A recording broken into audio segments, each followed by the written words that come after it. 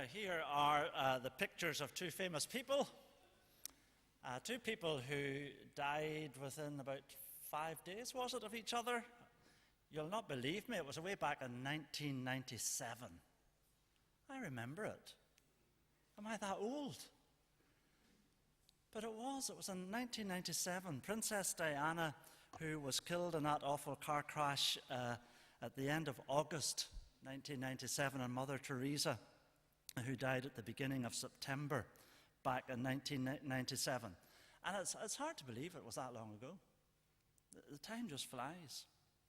And those of you who remember that and were around at that time will remember there was such a difference in how the public responded to these two deaths.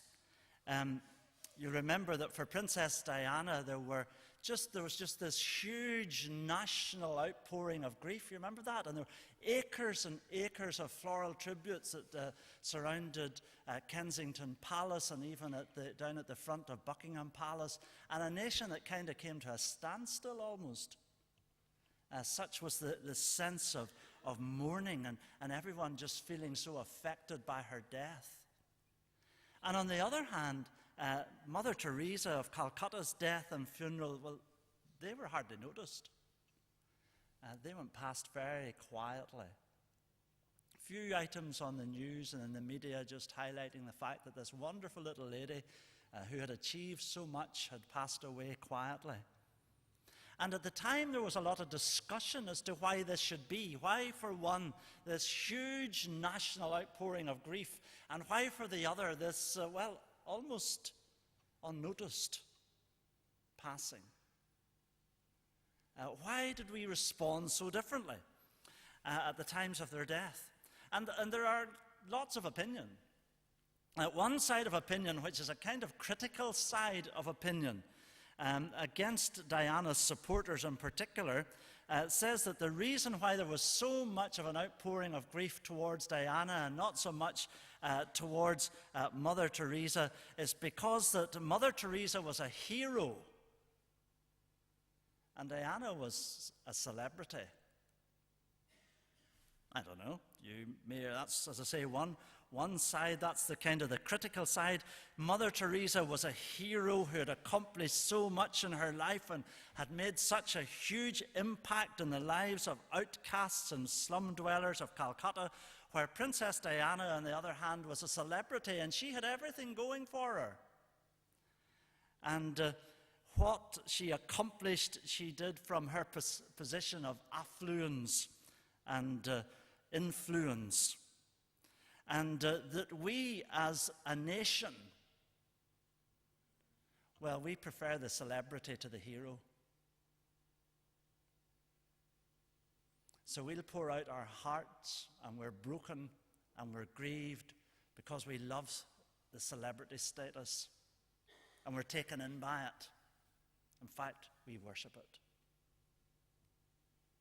Whereas for the hero, well, we're not so sure about that. So they pass unnoticed by and large. Now that's one side of the analysis. The other side's a little bit more positive and a little bit more friendly. And it would say, yes, of course, Mother Teresa was a hero, and yes, Princess Di was really a celebrity, but the thing which made one death an event of national mourning and the other an event which was barely mentioned had far more to do with how their lives were accessible to us. And we, as a nation, kind of felt that we knew Diana. She had come on our televisions. She had spoken very openly of her life and her lifestyle and of the disappointments of her life. And so we felt a kind of a kinship of spirit with her. Whereas for Mother Teresa, well, she's this little nun who dresses in this little blue and white habit and who lives in Calcutta and who works with the down and outs, and she's far away and far removed from us, and so we don't really connect with her. Maybe there's something in that. What do you think? Diana, she's the people's princess. She's the fashion icon. We love her. Well, Mother Teresa is certainly no fashion icon. We all know about her, but that's about the height of it. And so we don't relate to her death and therefore don't feel the same about that. Now, I don't know. What do you think? Is that fair judgment? It's up to you, you know. What's your take on all of this? And more to the point, I'm sure you're wondering what my take on it is, yeah? You like to know. Well, I don't know. You see, you're probably expecting me to say, you know, how awful it is that we celebrate the celebrity. How awful it is that we're taken in by celebrity other than by hero. How dreadful. We're in such dire need again of true heroes. But in my view, neither the traditional hero nor the modern celebrity, neither hero worship nor celebrity worship are really what we need. They both betray us. And they're both empty in the end. And the big mistake that we so often make is that we think of the Bible as a book of heroes, all of whom are paragons of virtue for us to copy. And it's nothing of the sort. And I think that sometimes we put an awful weight on ourselves and we put an awful burden on ourselves to live up to and to model and to follow these heroes, these paragons of virtue which we think the Bible is all about. But actually, that's not what it's about at all. Because, in my opinion, what we need are heroes, and a hero isn't just an example for us to copy. A hero isn't just someone for us to follow. That, in my opinion, is not the definition of a hero. In my opinion, the definition of a hero is someone who stands in for us. Someone who puts themselves in the place and takes the place of others. Is that not a hero? Someone who takes the bullet on behalf of another person. Someone who substitutes themselves on someone else's behalf. I think that's more close to a Bible's definition of what a hero is. And the Bible gives us Samson, of all people, as an example of this. Now, ultimately, and we'll come to this, Samson points to someone else, and you got that, surely you got that as you read together with me from those chapters. Some people look at Samson, weird and all as he is, as being a traditional old-fashioned kind of hero who accomplished great things eventually in his life, by the end of his life. But you see, he's not that kind of hero at all. And we read about him in the Bible, and we see him in these chapters in Judges, particularly the ones we didn't read between Judges 13 and 16. He's jumping in and out of bed with every girl and woman he gets his hands on. He's having sex all around himself. He's kissing women right, left, and center, telling jokes even when he's knee-deep in the blood of the thousands of people he's killed. That's no hero. He's certainly very modern. He's very modern in his outlook as he follows his own voice and pursues his own pleasure. But I don't see much about a sense of duty or self-denial or any of that in Samson. We're told a couple of things about him. We're told that he was a very strong man from a physical point of view. Well, of course we all know that. Samson is a byword for strength, isn't he? And in popular culture, the name Samson is always associated with someone who's physically strong. Even Harland and Wolff called one of their cranes Samson. Is that right? Samson and Goliath, the two big cranes there up at the shipyard. And when the Philistines came out to get him, there are thousands of them come to get this one man. Such is his strength. And then when the Israelites decide that they're going to put an end to all of this and take Samson back to themselves, they send 3,000 men to get him. 3,000 to get the one. So he's a man of incredible physical strength. One of the reasons why he's so famous. But Samson's also a man of incredible spiritual weakness. Very weak man from a spiritual point of view. Now you have to understand this to get the meaning of the story. That Samson was very weak spiritually. He was fatally flawed, spiritually and morally speaking. And you can see hints of this all the way through in chapter 15 and verse 11, for example, when 3,000 men from Judah, his own countrymen, went down to the cave in the rock of Etam and asked him why he's doing all these awful things that he's doing. He says, well, I'm just copying everybody else. They did it to me, so I'm doing it to them. Well, that's not a hero. That's no way to behave. And that's part of the story of Samson's weakness, that he doesn't even rise above the values and the behavior of his enemies. It's tit for tat. It's revenge. Oh, they did that to me, so I'm giving them back some of their own medicine. Not very heroic. And yet, you read Hebrews chapter 11, that great gallery of heroes of the faith. Guess who's mentioned? Yeah, Samson. He gets a mention there. He's described as a hero of the faith. Wow. He's listed there. You see, the great thing about the Bible is that the Bible gives us Samson as a hero because he points to someone else. He points to the ultimate hero. And who's he? Well, he's Jesus, isn't he? Jesus, who is not a hero who's just an example for us to follow and copy and emulate. Jesus, who isn't even just an inspiration for us to follow, but Jesus, who is the substitute. The true hero. Someone who'll stand in for us. Take the bullet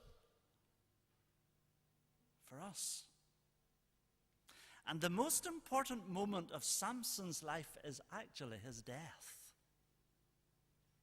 That's the moment when he's being most faithful to his calling. The moment of his death. And the most triumphant episode in the whole of the life of Samson is how he died. He performs in his death the task of beginning, and notice that's written very carefully into the text, the task of beginning to rescue God's people, which was the very reason for his birth. Now, surely, one of the saddest things must be to be remembered for what we might have been. Huh? Surely that's one of the saddest things. Saddest epitaph. He might have been, could have been. And Samson was the last of the God-appointed judges in Israel, and he was born with tremendous potential. We read about his birth in Judges chapter 13. Not many people have started life with the credentials that Samson had. He was born as the result of God's plan in the lives of Manoah and his wife. We're not given her name. He was born to do a great work for God. He was to rescue Israel from the Philistines. And to help him accomplish this plan, God gave him this enormous physical strength for which he's renowned. But Samson wasted his strength. He wasted it on practical jokes. He wasted it in all kinds of scrapes. He wasted it in satisfying himself with the many women he loved. But even though he did some of these daftest things, in the end, he still accomplished the purpose of his birth, which the angel had announced to his parents in chapter 13 and verse 5. And it's through his final act, through his own death, that he rescues Israel eventually from the Philistines. Now you're beginning to put the picture together, are you not? You see, in many ways, Samson is a foreshadowing of the one whose death would be the ultimate death, the ultimate deliverance, the ultimate rescue, the ultimate salvation. Now, in a couple of ways, Samson's death is very different to that of the death of Jesus. Critically, in two ways. Samson, is in the temple of this god Dagon when he dies. And he's in the temple of Dagon, as a result of his own inability to live under God's rule. He should never have been there in the first place. But his own stupidity, his own daft ideas, and his own disregard for God in his life, he ends up in the temple of Dagon, and it's not where he should have been. His downfall is brought about by his own disobedience. Now contrast that with the Lord Jesus, who always lived for the Father's glory, who was fully obedient to the Father's will, and who died not because of his own stupidity, nor his own sin, but who died actually because of his obedience and our disobedience. So they couldn't be more different in that regard. Also, Samson's death achieved the limited role, and I use that word, limited role, that God had raised him up for. That is, his death was the beginning of the end of the domination of Israel by the Philistines, but nothing more than that. It's limited. Whereas the death of Jesus, on the other hand, achieved a once and for all full deliverance. Nothing limited about it. It's extensive in the extreme. So in those two ways, the two men are very different. But then, in so many other ways, Samson's end is a picture of the death of Jesus. Samson's death is a foreshadowing of the cross. And tracing this shadow allows us to grasp in an even deeper way what the cross is all about. Both, for example, Jesus and Samson were betrayed to their deaths by someone who had acted as a friend. Samson's betrayed by Delilah, his wife. Now, obviously, Samson was much closer to Delilah than Jesus ever was to Judas, but he still describes him as his friend. So both are betrayed by someone they called friend. And both were handed over to Gentile oppressors. And both were tortured and chained and put on public display to be mocked and laughed at. And both were asked to perform in front of the crowds, though Jesus, unlike Samson, refused to do it. And both died with their arms outstretched. And both appeared completely struck down and destroyed by their enemies. Yet both of them in their deaths crushed their enemies. Samson the Philistines, Jesus the ultimate enemy, Satan himself. And as Samson brought the temple crashing down around Dagon and his followers, the spiritual power and apparent triumph of Dagon was destroyed. On the cross, Jesus brought down the power of Satan permanently and forever. The cross is Jesus' lasting legacy to this world.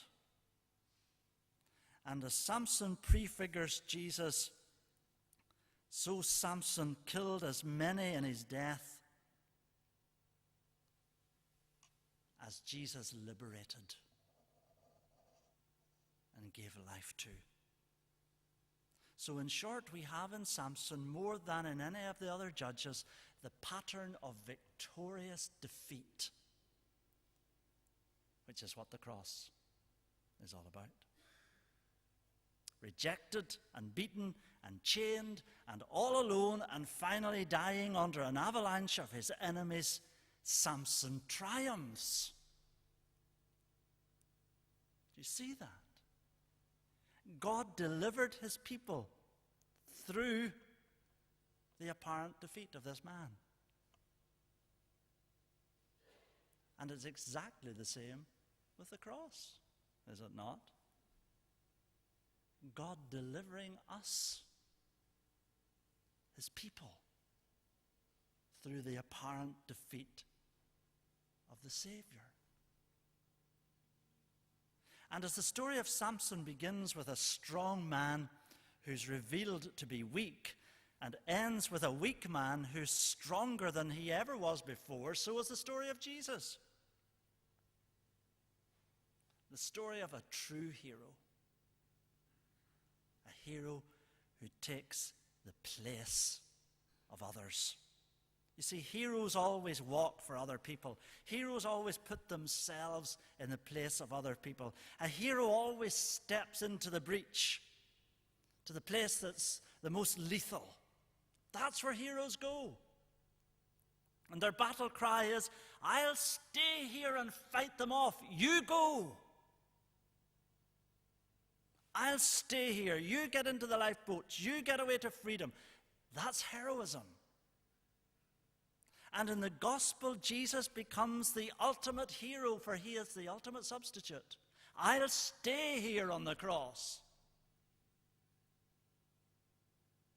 I'll take the punishment. I'll take the blame. I'll give my life for theirs. The actions of a true hero.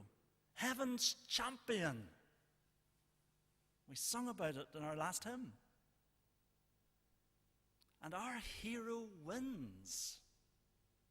That's the good news of the gospel.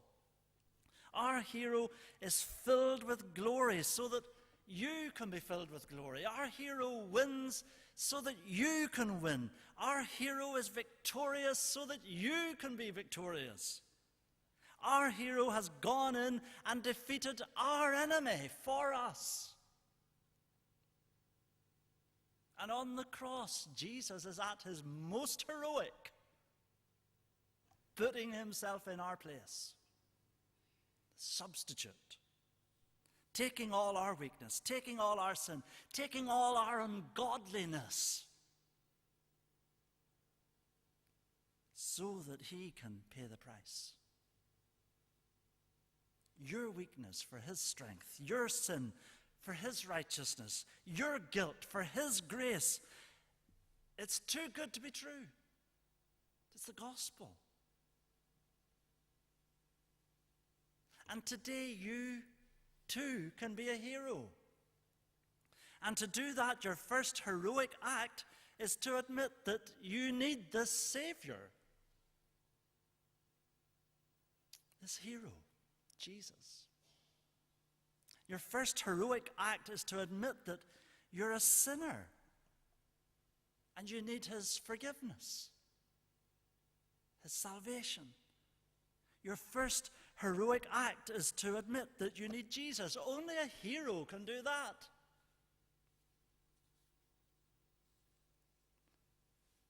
But then there is, of course, one last critical difference between Samson and Jesus. And it's this. With Samson's burial, his time was over. That was it. Finished. Finito. All done and dusted. But with the burial of Jesus, in many ways, well, that was just the beginning. It was only starting. That's the beginning. That's the opening chapter of the story. He continues to live and to rule beyond the grave. And the one who became weak to save rules in strength and power eternally. And Jesus, who went into the ultimate valley of death as he was crucified on the cross, unlike any other gods, can save us from the ultimate nightmare of entering that valley on our own. You see, God didn't send us an example of a hero. He sent a hero who took our place, perfectly brave on our behalf. And when you believe in Jesus, God gives to you everything. Everything that Jesus won on the cross, and treats you as though you had done everything that Jesus has done. And that means that you will never be able to deal with your nightmare of fear, of failure, of fear of loss, of fear of death, until you realize and trust in the hero who has conquered these ultimate fears. And that's why we sing in our closing hymn, and we are raised with him. Death is death. Love is won. Christ has conquered. And we shall reign with him, for he lives. Our hero. Christ is risen from the dead. And Jesus, our hero, actually stands here right now. He stands over this building. He stands over your very life. And he looks into your eyes, eyeball to eyeball, this very minute. And he invites you to do the most heroic thing that you could ever do. To be a hero. To admit your sin and to come to him. He's the risen one. He's heaven's champion. And he reigns. He reigns over everything. Listen as Phil comes to sing a lovely song.